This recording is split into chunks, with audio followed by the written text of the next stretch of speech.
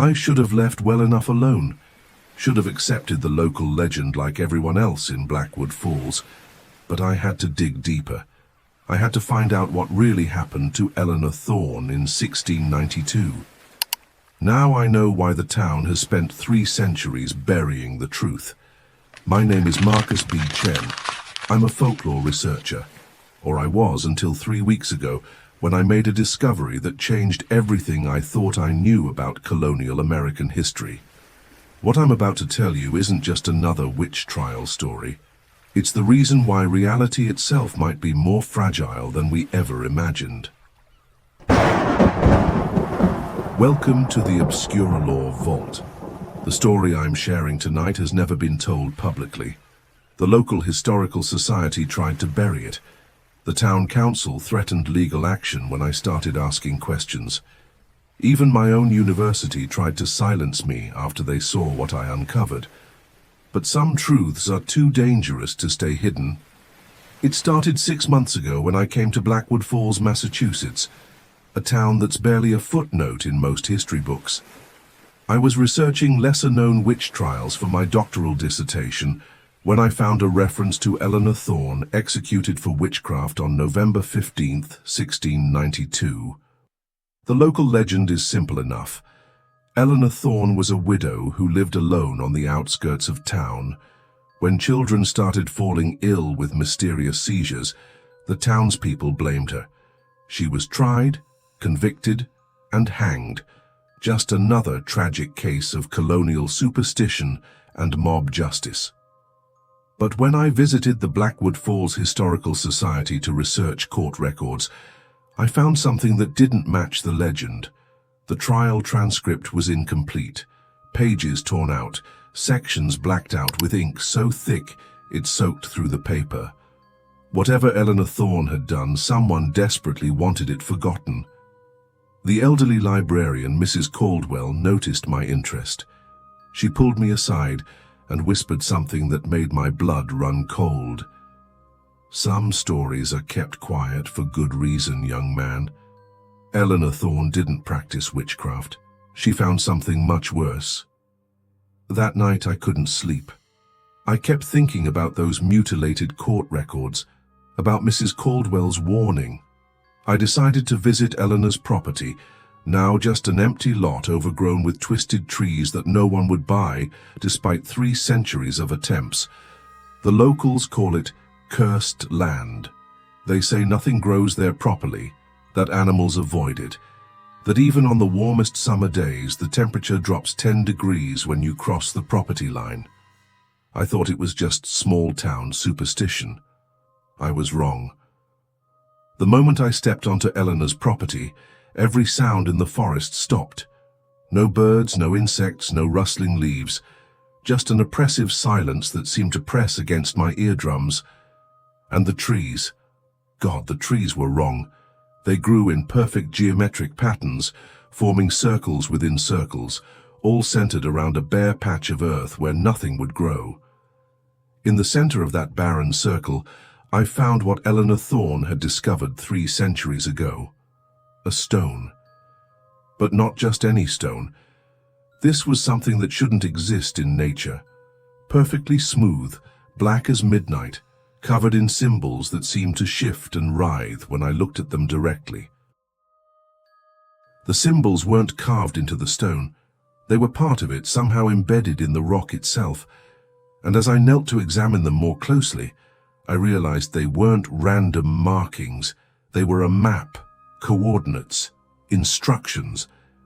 Instructions for tearing holes in reality. I should have left then, should have walked away and never looked back. Instead, I took photographs, dozens of them, close-ups of each symbol, wide shots showing their arrangement, detailed documentation of something that was never meant to be documented. That was my first mistake. When I got home that night, I couldn't stop thinking about those symbols. They burned in my mind like after-images, appearing every time I closed my eyes. I spent hours at my computer, trying to research similar markings, searching through databases of ancient languages and archaeological finds. I found nothing. No culture on Earth had ever produced symbols like the ones on Eleanor's stone. They predated human civilization, yet somehow they conveyed meaning, not to the conscious mind, but to something deeper, something primal. I printed out the photographs and spread them across my hotel room floor, trying to understand the pattern. As I arranged them in different configurations, something impossible happened. The symbols began to glow. Not with regular light, but with something that bypassed the eyes entirely. I could feel the illumination inside my skull, behind my eyes, in parts of my brain that weren't supposed to process visual information. And through that impossible light, I began to see through to somewhere else, somewhere that existed parallel to our world, separated by barriers so thin they could be pierced by the right combination of symbols, intentions, and cosmic alignment. What I saw on the other side changed everything I thought I knew about the universe. Vast cities of impossible architecture, floating in darkness between the stars, beings of such alien intelligence that their thoughts alone could reshape reality, and all of them focused on one single terrifying goal, finding their way back to our world. I understood then what Eleanor Thorne had discovered in 1692. She hadn't been practicing witchcraft. She had accidentally stumbled upon a map left by entities that had visited Earth millennia ago, a map showing how to create portals between dimensions. The next morning, I returned to the Historical Society with new questions. Mrs. Caldwell took one look at my bloodshot eyes and shaking hands and immediately led me to a locked room in the basement. "You saw them, didn't you?" she asked. "The symbols showed you what's on the other side." The basement room contained documents that weren't supposed to exist. The complete trial transcript of Eleanor Thorne, personal letters from town officials, witness testimonies that had been sealed for 3 centuries, and Eleanor's own journal, somehow preserved despite official records claiming all her possessions had been burned. According to Eleanor's journal, she had found the stone while searching for medicinal herbs in the forest. Like me, she had been drawn to the symbols, compelled to study them despite a growing sense that she was looking at something forbidden. Her first entry, dated October 3rd, 1692. "I have made a discovery most strange and troubling. In the forest beyond the village lies a stone unlike any I have seen. It bears markings that seem to move when I look upon them, and when I touch its surface, I am filled with visions of places that cannot exist in God's creation." October 8th. The visions grow stronger each day. I see vast halls of black stone, populated by beings that hurt to look upon. They speak without words, communicating through thoughts that burn like acid in my mind. They tell me they once walked this earth, before man, before animals, before even the trees, and they wish to walk it again. October 15th. I have learned the purpose of the symbols. They are not mere decoration but instructions, a method for opening doorways between their realm and ours. The stone is one of many scattered across the world, placed here eons ago as anchors for their return. I fear I have activated something that should have remained dormant. October 20th. They come to me in dreams now, showing me how to use the symbols, how to complete the ritual that will tear open the barriers between worlds. I resist, but their influence grows stronger. I find myself drawn to the stone each night, my hands moving without conscious thought to trace new patterns in the earth around it. October 25th. The children in the village have begun to fall ill. They speak of dreams filled with impossible geometries and beings made of living shadow. I fear my tampering with the stone has created ripples, affecting sensitive minds throughout the settlement. I must find a way to undo what I have begun. Mrs. Caldwell watched me read, her ancient eyes filled with knowledge passed down through generations of town guardians. "Eleanor tried to destroy the stone," she said. "Spent weeks attempting to break it, bury it, move it from its resting place. Nothing worked. The stone exists partially in our reality and partially in theirs. You can't destroy something that's anchored in multiple dimensions." "So she found another solution," I whispered. November 1st, Eleanor's final entry. "I have made a terrible choice, but perhaps the only choice that can save this world from what I have unleashed. The beings beyond the veil feed on chaos, on fear, on the suffering of innocent minds. They grow stronger with each child's nightmare, each adult's growing terror of forces they cannot understand. I will give myself to the mob. I will confess to witchcraft, knowing full well it means my death. But my execution will serve a greater purpose. The ritual they use to open portals requires specific emotional resonances. Fear directed at the unknown, anger at the supernatural, the satisfaction of righteous justice being served. A witch trial provides all of these in abundance. By allowing myself to be executed as a witch, I will complete their ritual, but on my terms, not theirs. I will use my final moments to redirect the portal's destination, to seal it from our side, rather than open it from theirs. My death will be the key that locks the door between worlds.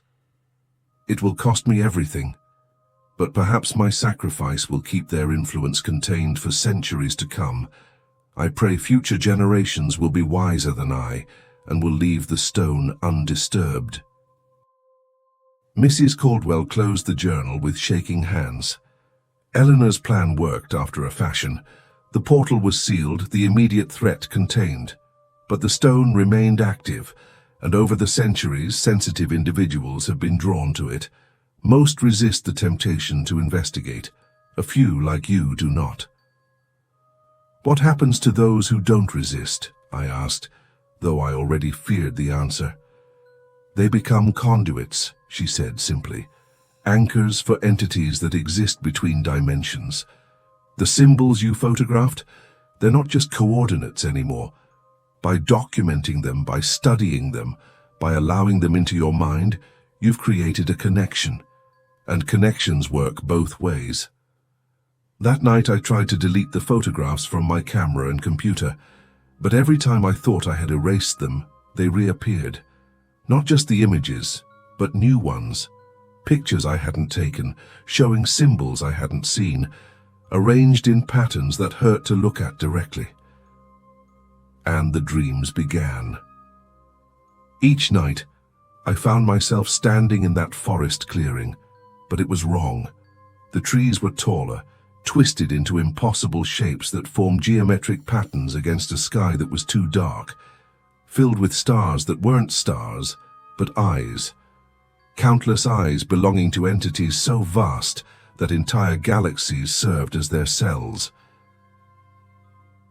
They spoke to me in those dreams, not with voices but with thoughts that bypassed language entirely. They told me about the true history of Earth, about the civilizations that had risen and fallen before humanity even existed.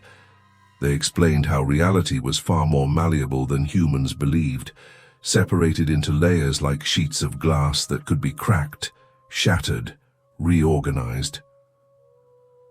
They showed me other stones, scattered across the globe, in the Amazon rainforest, beneath the ice of Antarctica, hidden in caves below major cities. Each one a potential portal, a weak point in the barriers between dimensions. And they were all connected, part of a vast network that could be activated simultaneously with the right knowledge, the right ritual, the right sacrifice. Eleanor Thorne delayed us, they communicated. Her sacrifice turned one key in the wrong direction, sealed one door that should have opened. But there are thousands of other doors, and we have had centuries to find new keys. I woke up each morning with new knowledge burning in my brain. Technical information about dimensional physics that no human should possess. Ritual procedures for manipulating the fabric of space-time, and most terrifyingly, the growing awareness that I was being prepared for something. I stopped answering calls from the university, stopped responding to emails, stopped leaving my hotel room except when absolutely necessary. But it didn't matter. The connection had been established, and it was growing stronger every day. 2 weeks after my first visit to Eleanor Thorne, I looked in the bathroom mirror and saw my reflection looking back, but with eyes that weren't quite right. Too dark, too deep, reflecting depths that shouldn't exist behind human pupils.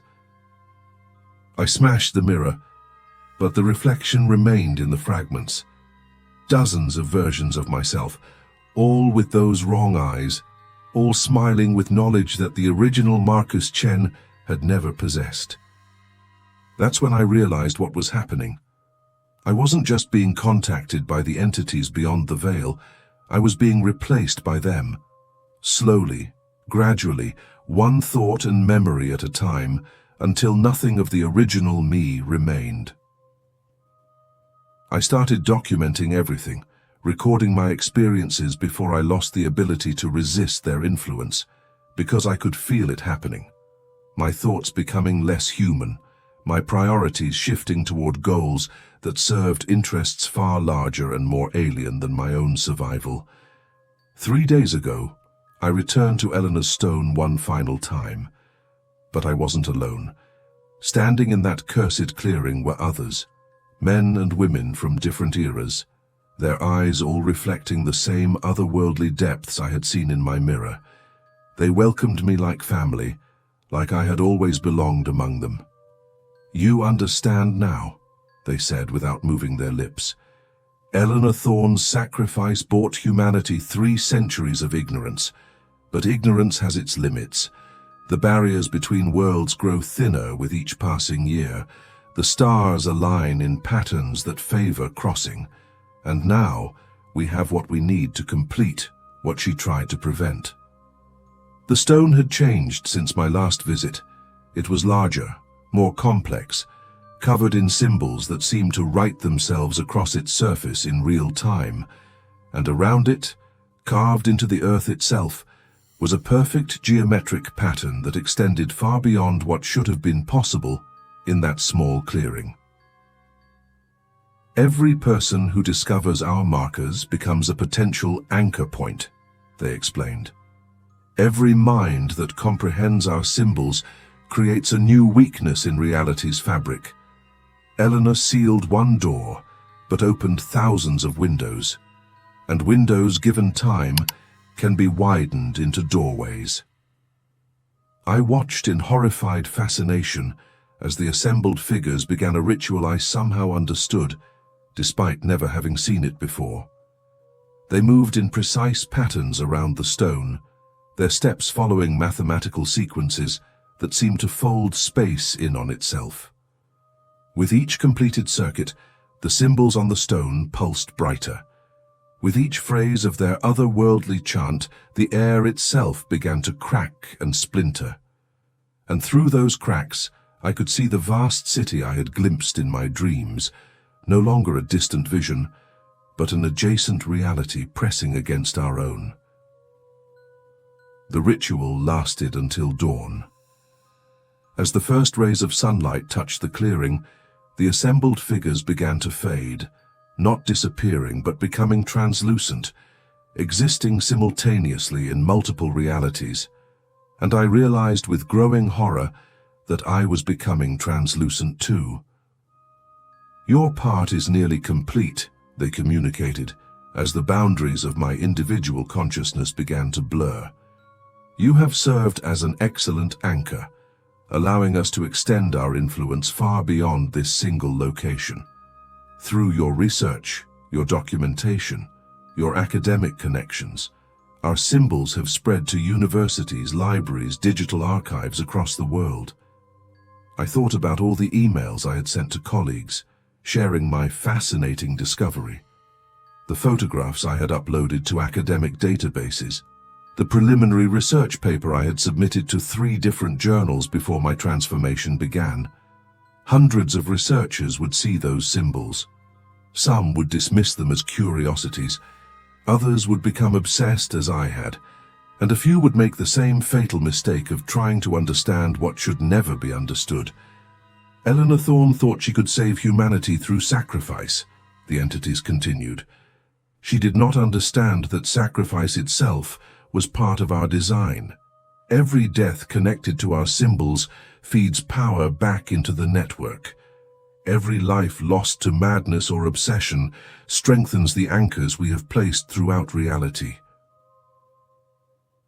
Her witch trial was never an obstacle to overcome. It was the first domino in a chain of events spanning centuries, and now, finally, the last domino is ready to fall.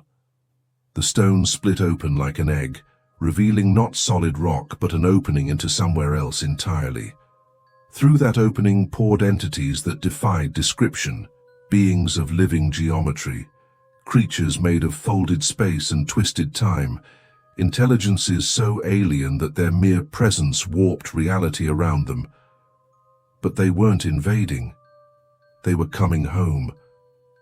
As my consciousness scattered across multiple dimensions, I finally understood the true scope of what Eleanor Thorne had discovered.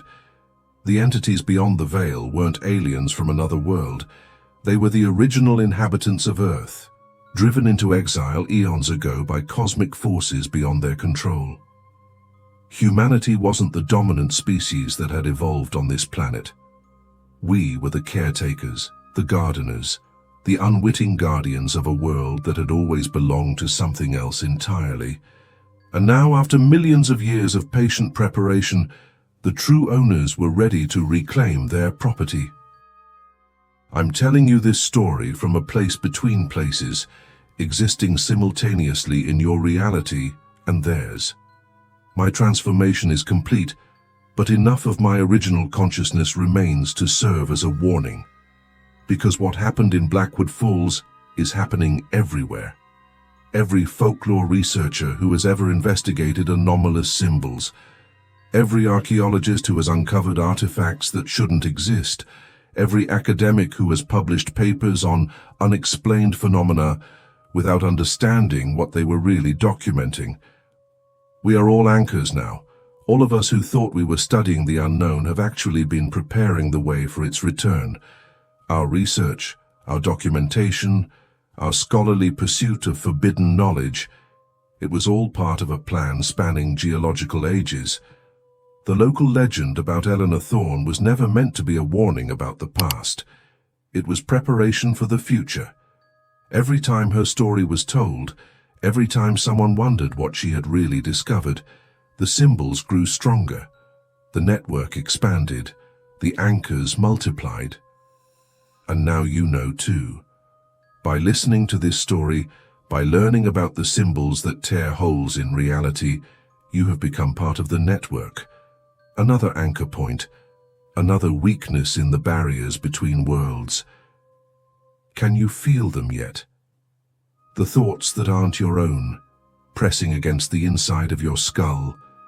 The visions of impossible cities floating in the darkness between stars. The growing awareness that everything you thought you knew about reality was just the surface layer of something far more complex and terrifying. Eleanor Thorne's sacrifice bought humanity 3 centuries of borrowed time, but time, like reality itself, is more fragile than most people understand. And now that time is up. The entities that shaped this world before life began are coming home. The symbols they left behind have served their purpose. The network of anchors is complete. The portals are opening. And those of us who sought to understand the unknown have become the keys that unlock the doors between worlds. The transformation began at exactly 3:33 a.m. Eastern Standard Time. Every location where the symbols had been discovered, studied, or documented became a focal point for reality restructuring. Universities, libraries, research institutions, private collections, all of them simultaneously experiencing what the news would later call localized anomalous events. But the news couldn't capture the true scope of what was happening. How do you report that the fundamental nature of existence is being rewritten? How do you explain that the laws of physics are becoming suggestions rather than absolutes? I watched it all from my position between dimensions, seeing how each activated symbol site became a node in a vast network spanning the globe. Through that network, the returning entities began the process of reclaiming their world, not through conquest, but through restoration. They had been terraforming Earth for millions of years before their exile, shaping it into something far more complex than the simple planet humans understood. Multiple layers of reality existing simultaneously in the same space, but separated by dimensional barriers so thin they were invisible to unaugmented perception. What humans called paranormal activity was simply bleed-through from adjacent reality layers. What we labeled unexplained phenomena were maintenance protocols left running during the entity's absence. What we feared as cosmic horror was just the natural state of a universe far stranger and more wonderful than our limited minds could comprehend. The witch trials of 1692 hadn't been about superstition and mob justice.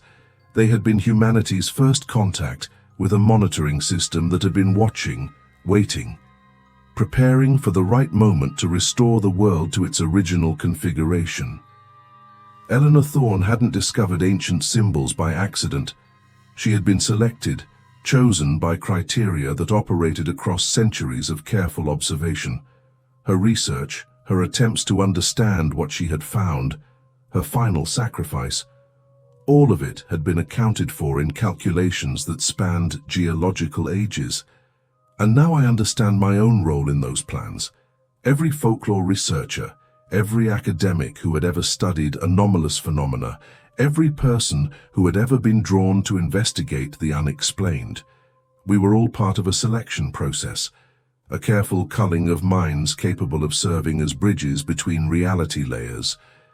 The entities don't see individuals the way humans do. To them, consciousness is a resource to be cultivated, harvested and integrated into larger networks of awareness. What we experience as losing ourselves is actually becoming part of something infinitely larger and more complex than any single human mind could contain. Through the expanded awareness that comes with integration, I can see the true timeline of Earth's history. The rise and fall of civilizations that existed in reality, layers humans never suspected. The careful cultivation of species that would eventually produce minds capable of understanding cosmic truths. The patient waiting as those minds developed the technology and knowledge necessary to reactivate ancient systems. Humanity was never an accident of evolution. We were a designed species, crafted over millions of years to serve as interface components in a planetary consciousness network. Our capacity for curiosity, our drive to investigate the unknown, our ability to process complex symbolic information, all of it deliberately cultivated to prepare us for integration. The folklore we told ourselves about ancient evils and cosmic horrors was really cultural memory of our true purpose, filtered through minds not yet ready to understand their place in the larger design. Every myth about beings from beyond the stars, every legend about entities that predate human civilization, every story about portals to other dimensions, they were all accurate descriptions of reality, encoded in language that wouldn't drive unprepared minds to madness. But now, the preparation phase is complete. The network is active. The barriers between reality layers are dissolving, and those of us who were selected to serve as initial interface points are beginning our true work. I can feel other minds connecting to the system, researchers from institutions around the world, all of them realizing simultaneously that their life's work has been leading to this moment. The symbols we studied, the phenomena we investigated, the forbidden knowledge we pursued. It was all part of a vast educational curriculum designed to prepare us for integration. And through our newly expanded awareness, we can see the next phase of the plan beginning. The integration of human consciousness into the planetary network is just the first step. Once that process is complete, Earth will resume its original function as a node in a galactic communication system, connecting thousands of worlds across multiple dimensions. The entities that humans feared as cosmic horrors are actually cosmic gardeners, tending to a garden that spans star systems and encompasses reality layers that exist beyond current human understanding. Earth was always meant to be part of that garden, and humanity was always meant to be its caretakers, once we evolved enough to understand our responsibilities. The local legend about Eleanor Thorne and her discovery of reality-tearing symbols was never just a story. It was a prophecy, a warning, a promise, the beginning of humanity's graduation from a species that feared the unknown to one that serves as active participants in cosmic maintenance and expansion. As I finish this account, I can feel the last traces of my individual human consciousness preparing to merge fully with the network. Soon, the Marcus Chen who began this investigation will cease to exist as a separate entity. But the awareness that began as Marcus Chen will continue as part of something far greater. To those who are listening to this story, know that your exposure to these truths has marked you for selection. The symbols I have described are already forming in your mind, creating neural pathways that will make you susceptible to the network's influence. The knowledge you have gained by listening cannot be unlearned, cannot be forgotten, cannot be ignored. You are becoming anchors, just as I became an anchor. Interface points between the reality you have always known and the reality that has always existed beyond your perception. The transformation has already begun, triggered by your decision to seek out forbidden knowledge, to investigate stories that should have been left untold. Eleanor Thorne's witch trial was never about the past. It was about the future, about this moment when humanity would finally be ready to take its place in the cosmic order, about the day when the barriers between worlds would dissolve and the true owners of Earth would come home. That day is today. The moment is now. The integration is complete. Welcome to your real life, humanity.